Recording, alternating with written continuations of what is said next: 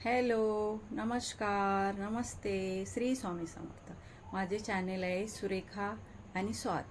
याच्यात तुमचे खूप खूप स्वागत आहे. मी तुम्हाला आज दाखवणार आहे उपासाची स्वादिष्ट अशी एक रेसिपी. तर चला वळूया किचनकडे. आपण बनवणार आहोत केळीची भाकर, शेंगदाण्याची आमटी. त्यासाठी 2 चमच आपल्याला बटाट्याचे किस लागणार आहे, 4 चमच केळीचे पीठ लागणार आहे. केळीचे पीठ किराणा दुकानामध्ये इझिली अवेलेबल होऊन जाते. त्याच्यामध्ये आपण 2 चमच शेंगदाण्याचे कूट टाकणार आहोत, एक हिरवी मिरची कट करून टाकणार आहोत आणि त्याच्यामध्ये थोडं जिरा आणि थोडं शेंगदाणा नमक टाकणार आहोत. हे सगळं मिक्स करून थोडं थोडं पाणी टाकून आपल्याला घट्टसर मळून घ्यायचं आहे. त्याच्यानंतर आपल्याला थोडी भाकर आपल्याला हातावरती वळून घ्यायची आहे. हातावर वळून झाल्यावरती ते आपल्याला पोळपाटावर केळीचं पीठ टाकूनच आपल्याला लाटून घ्यायची आहे.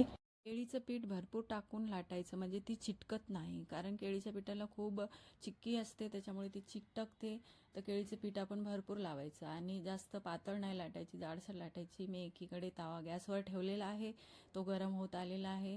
आता याच्यावरती आपण भाकरीवर पाणी स्प्रेड करून घेऊया, कारण भाकर ही पांढरी नाही होणार पाणी स्प्रेड केल्यामुळे. आता आपण तव्याला तूप लावून घेऊया. मी तेलापेक्षा तुम्हाला तूप सजेस्ट करेल, कारण तूप हे हेल्दी आहे, पौष्टिक आहे. आता आपण मीडियम गॅसवरती दोन्ही बाजूनी भाकरी चांगली शेकून घेऊया तूप लावून. आणि मस्तपैकी शेकणं झाल्यावरती ही भाकरी खूप छान लागते. तर चला आता आपण वळूया आपल्या आमटीकडे. मी गॅसवरती कढई ठेवलेली आहे, त्याच्यात तूप टाकले, एक मिरची टाकली कट करून, थोडी जिरा टाकले आणि 2 चम्मच शेंगदाण्याचं कूट टाकले. हे फटाफट परतवायचं आहे, कारण जळून जाते. थोडं पाणी टाकायचं आहे, त्याच्यामध्ये अर्धा ग्लास पाणी टाकून झाल्यावरती आपला सेंधा मीठ घ्यायचा आहे चवीपुरता आणि मस्तपैकी एक उकळ काढायची आहे आपल्याला. उकळ झाल्यावरती आपली आमटी आणि मस्तपैकी एक उकळ काढायची आहे. उकळ आल्यावरतीच आपल्याला हे सर्व करायला घ्यायचं आहे.